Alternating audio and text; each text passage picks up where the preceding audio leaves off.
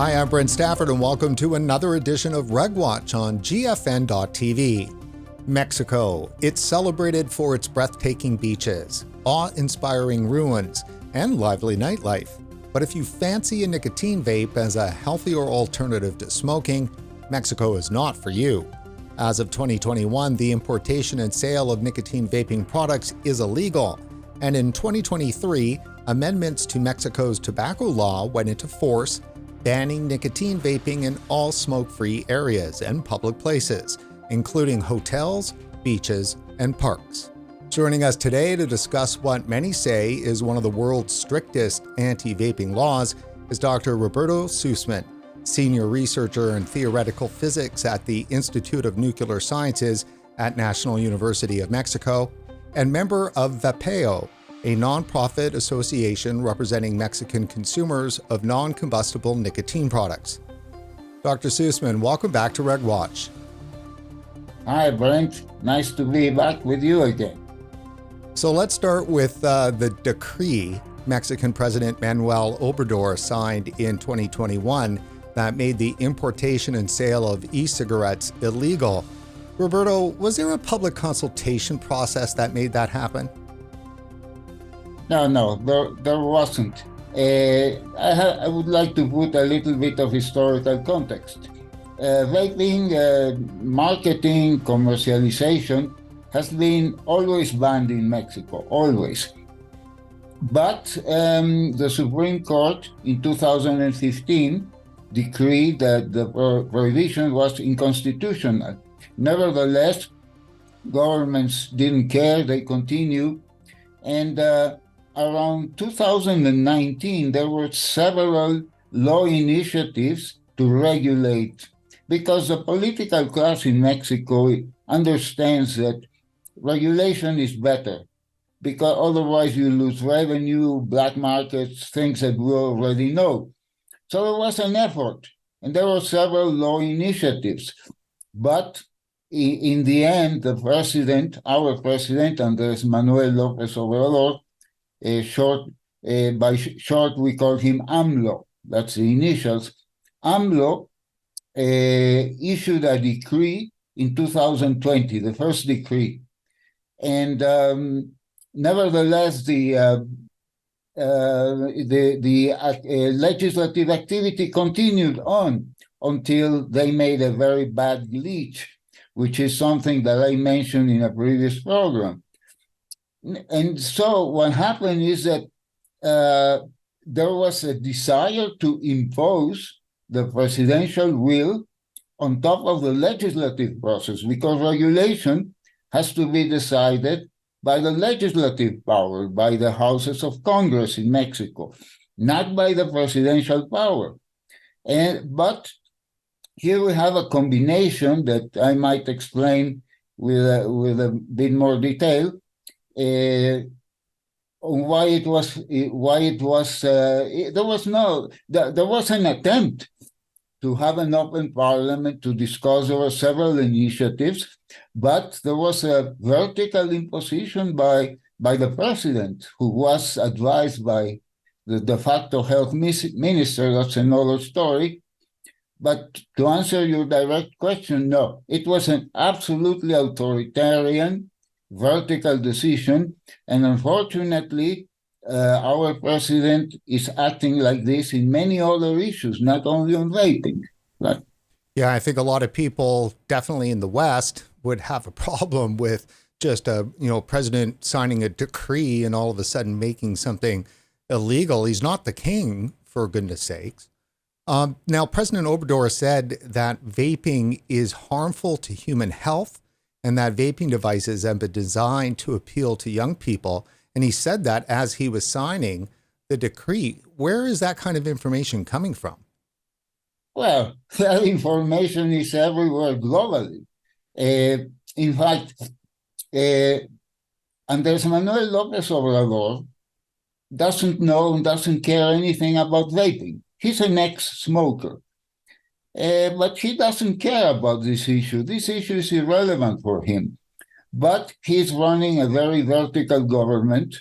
A lot of important decisions are made by him many times on his words, completely disregarding any technical problem, any technical obstacles. If he's ruling by his whims, right? And he's a very popular president. Don't think that he's acting like a dictator, but he has a lot of support, a lot of popular support. That's another issue. But anyway, he, as in all very authoritarian vertical structures, this authoritarianism goes on at each level of the pyramid, right? So the president completely gave license to Dr. Hugo López-Gatell, who is not officially the health secretary. He's a subsecretary, right? But he gave to this man, to this epidemiologist who was formed by in Johns Hopkins Bloomberg School of Public Health, he gave absolute authority over anything that has to do with health. López-Gatell is only accountable to López Obrador. That's it. So López-Gatell had a free license to impose the policy on vaping, and he follows the scripts written by Campaign for Tobacco-Free Kids and Bloomberg Philanthropy, right? So that was the policy. And López Obrador was convinced by them, and he made that his personal policy. Like, just to give you one example, suppose that Joe Biden, the American president, let's suppose he doesn't like vaping. Let's suppose he thinks that's very bad. But would you consider Joe Biden or your Prime Minister Trudeau in Canada in a broadcast for millions of people to spend 20 minutes reciting a script written by Bloomberg Philanthropy on vaping? And our president has done that. Even in international meetings, he takes this issue and starts talking about vaping. So it has become a sort of obsession for the president, but also the president is using this as a scapegoat. Because when people tell him, what about the drug cartels? What about the health system in Mexico that is in such a bad shape? Then he says, yeah, but we are saving youth from vaping. So it is a combination of ignorance and political experience and the influence of Bloomberg Philanthropy in the man that is commissioned, that was, now he's gone. But for more than 5 years, Dr. Hugo López-Gatell was completely in charge of the health sector. And this was one of his pet policies. We speculate that maybe he wanted to get a nice job in the WHO or somewhere in Bloomberg land, but that's speculation. We really don't know. The fact is that this policy was implemented at the level of the law, right? Let's put that clear. This is the law. That doesn't mean that's the reality. Roberto, viewers may have noticed a little trouble with your speech. Could you tell us a bit about that? What happened there? Yeah. Look, you can see that, for example, this side of my face moves, but this side moves much less. What happened is that in the end of 2021, I had a very nasty tumor, a skin tumor that appeared here. And the message for everybody, it was a small thing, could have been removed by surgery. But I say it's a small thing, I'm very busy. It said, no cancer is a small cancer. Please bear this in mind. So in 2 weeks, it grew along behind the skin. It was growing and it reached this level. So I had to take 40 sessions of radiotherapy, several sessions of chemotherapy. It lasted 3-4 months, the treatment. And as the tumor progressed into my face, it destroyed the facial nerves. These are the nerves that control the motion of your face. So my whole face fell down. And well, I had a major surgery, and also I'm taking therapy. Unfortunately, the tumor is gone. So I might not be able to smile with a nice smile, right? But I'm alive, right? I'm alive. So this is what happened. Now, so it was skin cancer, so I guess totally unrelated to vaping, correct? Absolutely. Look, um, I've been treating the same head oncologist and radio oncologist for more than 10 years, because this is not the first skin cancer I have. I have several ones, different severity and so on. So the oncologist always, when I took my first tumor, I was a smoker. I smoked. They always insisted that I should quit smoking. But then I told the doctors, please look at my lungs, my heart, my mouth, and tell me if you see any signal. And they never saw any signal of any damage that could have produced by my smoking. My smoking had produced already some irritation in my throat. And since I vape, I have nothing. And I have been really, really revised medically. Every cell of my body has been revised. They never detected any problem with smoking or vaping. But then, the oncologists don't like vaping. They always tell me, no, you should not vape, Look, the New York Times said, or University of California said, and so on. But they are already my friends. These doctors, I know them, and they trust me. They know that I'm a scientist and so on. And I argue with them in friendly terms. I show them, I give them arguments and so on. And they still don't like vaping, but at least they have been informed about that. And they trust me because they know I'm a scientist. They know that I have research on these issues, that I know aerosol physics.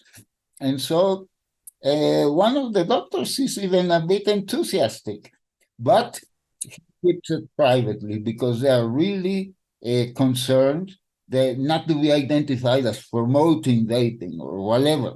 This a global phenomenon here, right? So, but I was managed to establish a good connection with these doctors and also with other doctors. But so far, it is kept privately. They are not unwilling to go public. For example, I asked if I could give a talk about the physics of the aerosols in the hospital. Say no, no, no, no, no, no, and they constantly receive talks and lectures from established tobacco controllers who, say the same type of disinformation and et cetera. They are exposed to that constantly, and the hospitals regard this as the mainstream, as the establishment, and but I managed to establish connection with them. Dr. Sussman, the ban on vaping in public places in Mexico, how stringent is that law? Well, on paper, it's very stringent, but the law, there are two processes. One process is the law at the level of the Congress, right?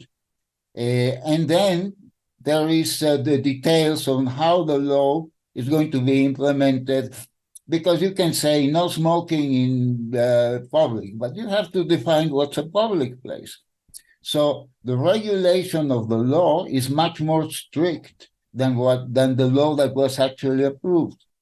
And this is partly the lobbying of some NGOs that are funded by Bloomberg Foundation, and also by some bureaucrats of the Pan American Organization of Health. They are together. They are around this Lopez Gatell, this powerful minister, and they modified. They made the regulations very strict. So it is extremely strict. But see, even in countries where law is enforced, like Australia or the United States or Canada, we already know that some laws are simply not possible to implement, not possible to enforce. And it is really not enforced. Like, let me give you an example. I work in the National University. It's a huge campus. It's maybe like, I don't know, 10 square miles of territory, parks and buildings and so on.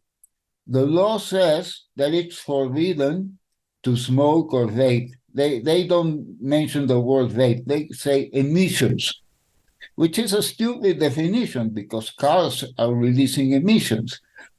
But they mean emissions from nicotine products. And it's forbidden in the whole campus, Do you think this is done? It's not implemented. In my own institute, they have an area for smokers, and you can vape everywhere. And so, no, it is not. And also, that's another important point. In Mexico, the Mexican law has a legal resource. It's a sort of habeas corpus where you can petition the courts, and it can even go up to the Supreme Court.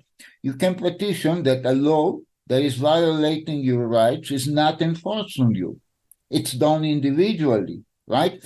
And so many people in Mexico has this type of habeas corpus. It's called amparo, right? And some restaurants, for example, restaurants were forbidden to allow smoking anywhere, only in some areas, and in those areas, you could not even get a glass of water.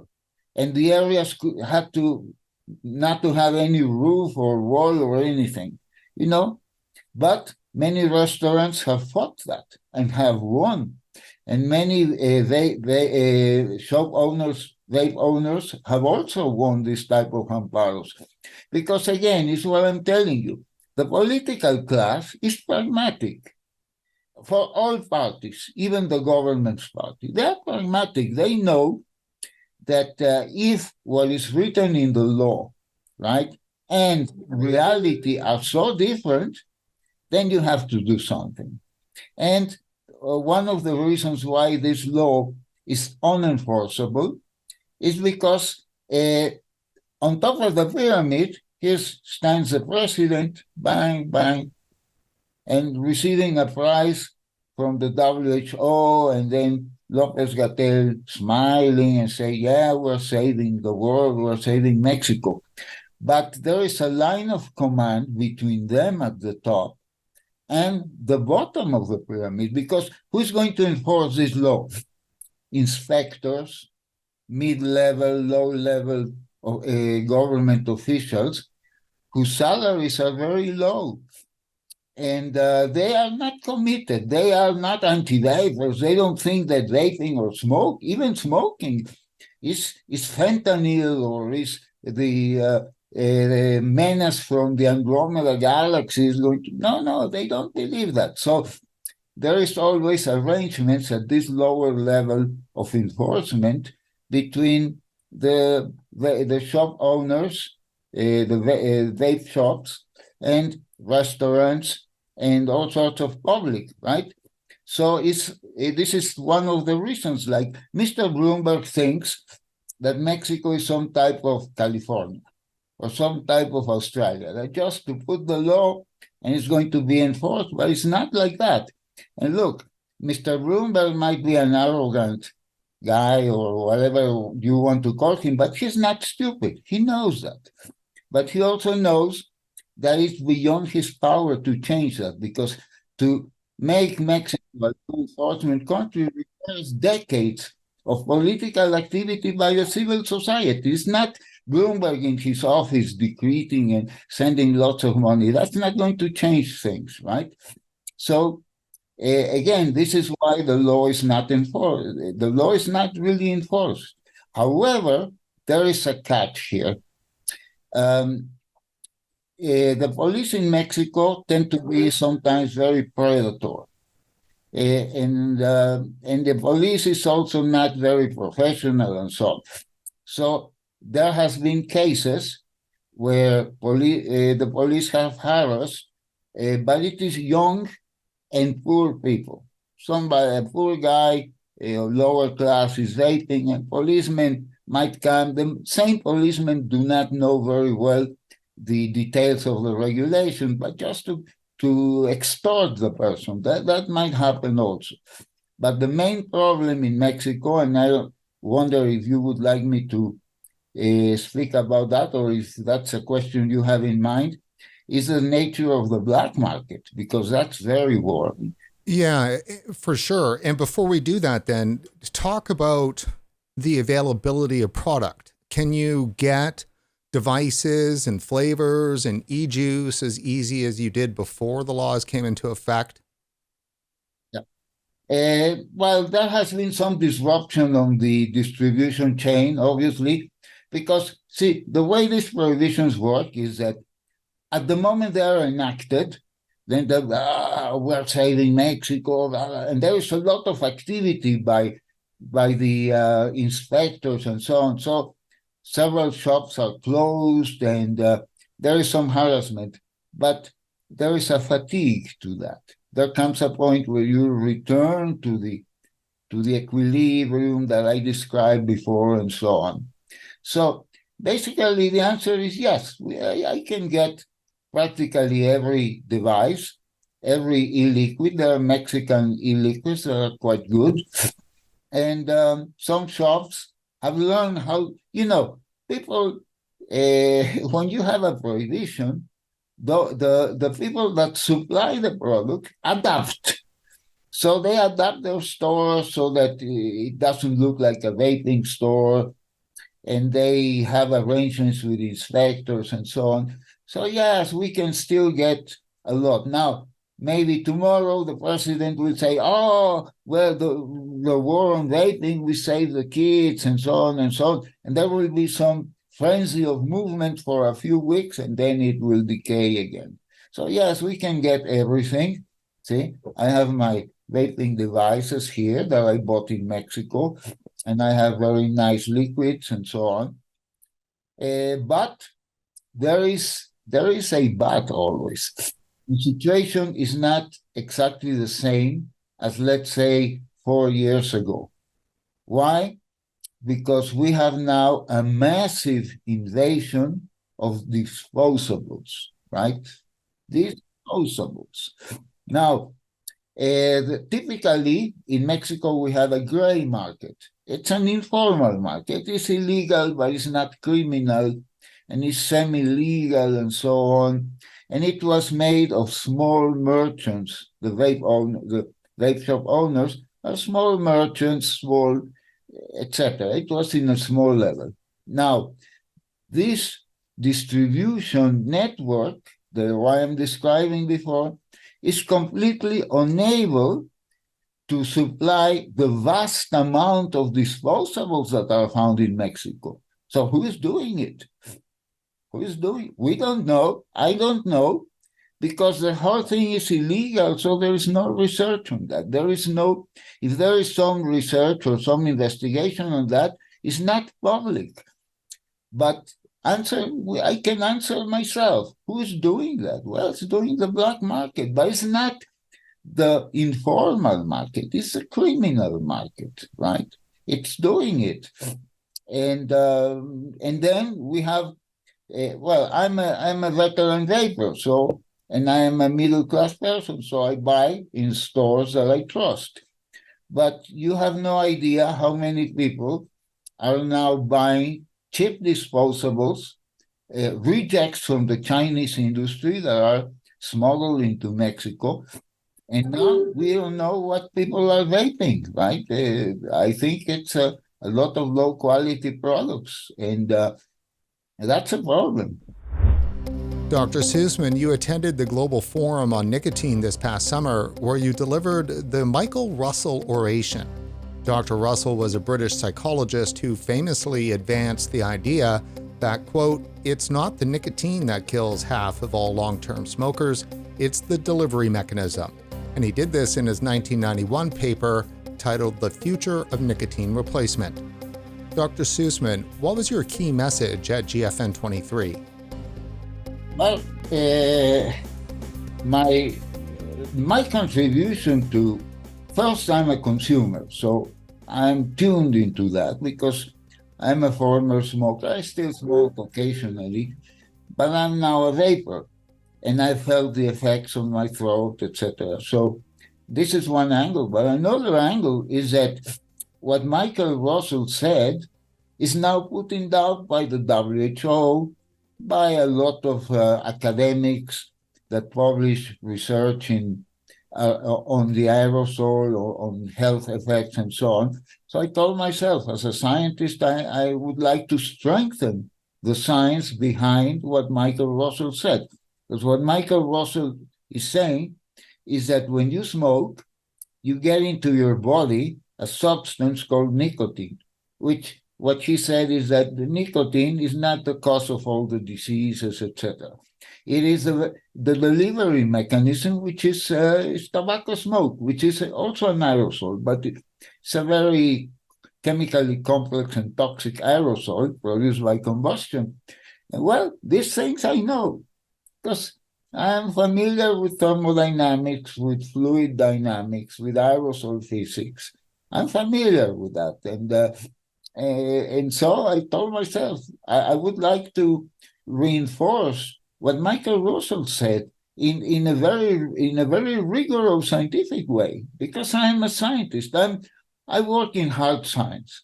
I'm subjected to constant scrutiny, and I have to defend my research in a very hard peer review environment. It's not like in public health where if you agree with a political agenda, you can publish all sorts of rubbish and it will be published easily. That's not the case in theoretical physics. Theoretical physics were trained to disrupt the current opinions, but to disrupt them, you have to do it very well. Otherwise, you are not taken seriously. So I would like to see this level of rigor, this level of peer review and revision in the science that deals with vaping and with smoking, right? Dr. Sussman, since 2020, you have published 6 papers on e-cigarette aerosols, 3 of them during COVID, dealing with the possibility of virus transmission through environmental vapor, and 3 are extensive reviews of the literature analyzing emissions, each one focusing on specific toxicants, metals, organic byproducts, and 1 on heated tobacco products. Dr. Sussman, tell us more about this research you've been doing.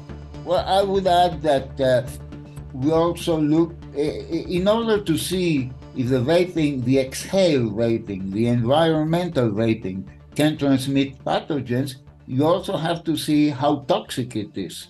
You also have to see how much of a pollutant this aerosol is. So we researched all that. We showed that as a polluting agent, exhale vapor is extremely weak.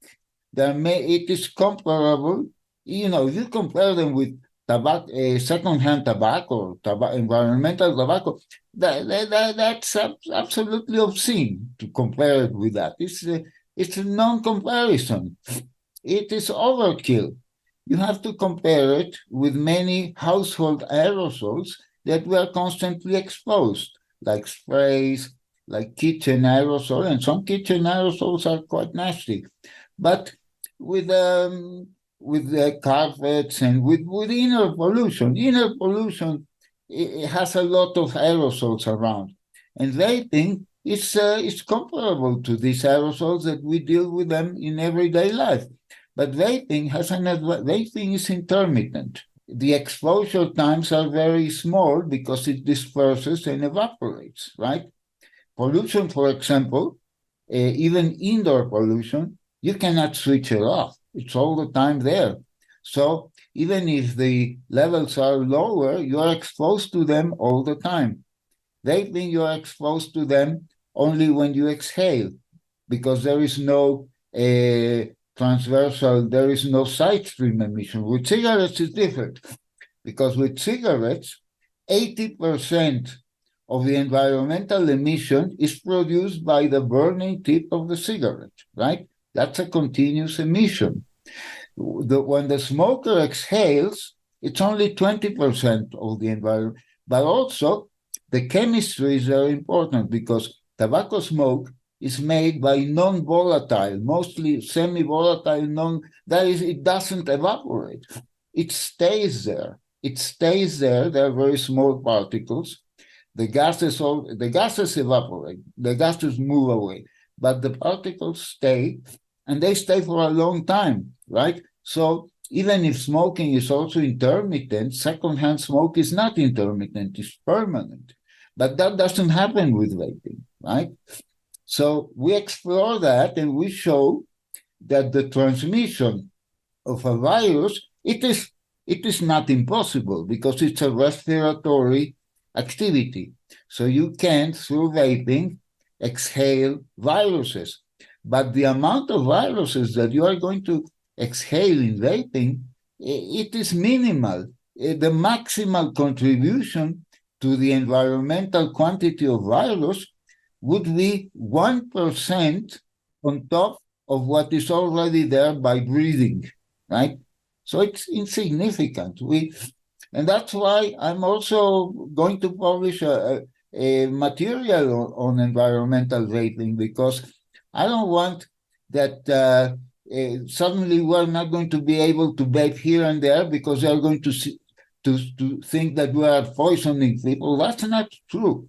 We should not allow tobacco control to treat vaping as they treated smoking, right? And this is, for me, a very important issue. Well, I think it's important to everybody that's concerned about access to safer alternatives to smoking. Let me ask you this, Dr. Sussman. What's your assessment of the World Health Organization's impact on your country? Well, you see, the World Health Organization has a lot of authority, right? Recently, because of COVID, people, I mean, even the political class, are starting to think that WHO doesn't always hit it gives a good mark, right? And so, but nevertheless, for health bureaucrats, the health bureaucrats relate to the WHO as if you go to a small town and the Catholic priest will relate to the Pope, to the Vatican. And so it's a source of authority, but it has been captured by private interest. Like if you look at the funding of the WHO, a large share of it comes from philanthropists like Bloomberg, Gates, etc., or private institutions or special issue institutions. And the WHO has to respond to them. It's a political organization. This is what people have to understand. It is partly scientific, but it is also partly, and perhaps most important, it's a political organization. Now, in the case of Mexico and other Latin American countries and middle-income, lower-income countries, the bureaucrats, the health bureaucrats, are completely attuned to the WHO. And some of them, maybe the high-ranking ones, are even dreaming to have a job. You are in Geneva, you have diplomatic status and so on. So it's also jobs for the boys, right? And in Mexico, the WHO is revealed and so on. And in the latest present administration, it is this coterie of the NGOs and López-Gatell and some some medics around them. They are in close contact with the officials of the Pan American Health Organization, and they determine policy. And you know that for them, it's that's the way it is. It's no discussion, no argument, and again, what we see in the WHO is how a global technocracy that has become used to dealing with the problem of smoking, they have their own methods, they have built their careers there, their reputations for decades, and suddenly a disruptive technology comes, and these people simply don't know what to do, even assuming that they have no bad intention, that they are absolutely not corrupt. It is simply a problem of disruption. And this is why electronic cigarettes and tobacco harm reduction products will have difficulties. In Mexico, it's just even worse than in other countries. And also, I think that this narrative of the tobacco wars, it's an obsolete narrative, because the tobacco industry today is not the same as in the 1980s. In the 1980s, it was a real epopeical quest, a real battle against the tobacco industry, waged by medics. By medics, it was really David against Goliath, right? But now that David has become a Goliath as well, right? So who is being harmed? They have been practicing a certain policy to address smoking, but who has been affected in this? The tobacco industry is okay. They are like Johnny Walker. They are okay. They have not been harmed. Tobacco industry is buoyant, and the tobacco industry is also moving towards harm reduction. And who has been harmed? The consumers, people who smoke, and now people who vape. We are the real. They say, "Oh, we battle the industry, we save the world from evil, whatever." No, they are damaging consumers, and they are holding to a narrative that is now obsolete. And I resent that, because according to institutions in my own country, they libel me, they slander me, they say that I'm a tool of the tobacco industry when I've never received money from the tobacco industry. Okay, I talk to people from the tobacco industry, but that doesn't mean they have me on their pocket. That doesn't mean that I'm a stooge of them. They say, well, it's because you're promoting the interest of the tobacco industry, because the tobacco industry is selling these products and you are also promoting them, so you favor their interest. You know what I say that? During Nazi Germany, the Nazis, who were the worst, the most horrible regime in history, the Nazis were promoting cyclism. It's true. They were promoting cyclism. So if you are promoting that people going to their bicycles and become cyclists, does that make you a Nazi? Of course not. So all these rhetorical arguments are arguments of a technocracy that is seeing how the floor moves below them. And the more aggressive they are, the more they show that they're afraid. Because in the end, who makes these things? Not Philip Morris, not British American Tobacco, Chinese industries, right? And the Chinese vaping industries are regulated under the Chinese government.